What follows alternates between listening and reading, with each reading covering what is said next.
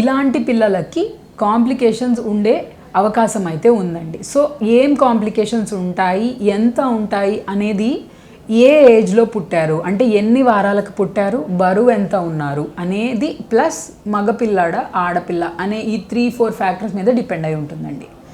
లోపల తల్లి కడుపులో ఉన్నప్పుడు బిడ్డ ఎదుగుదల అనేది ఎలా ఉంది, డ్యూరింగ్ డెలివరీ అంటే డెలివరీ అవుతున్న టైంలో బిడ్డ పుట్టినప్పుడు ఎలాంటి సిచ్యువేషన్లో బేబీ పుట్టారు.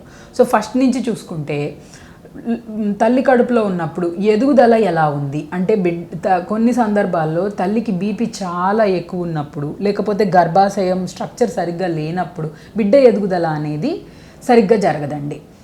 లైకర్ అంటే లోపల ఉన్న ఉమ్మనీరు సరిగ్గా లేకపోయినా కూడా బిడ్డ ఎదుగుదల అనేది సరిగ్గా ఉండదు. అట్లాంటప్పుడు బిడ్డ వయసుకి సరిపడా గ్రోత్ అనేది ఉండదు. అంటే ఫర్ ఎగ్జాంపుల్ 28 వారాలకి 1 kg ఉండాల్సిన బిడ్డ ఇంకా తక్కువ ఉండొచ్చు.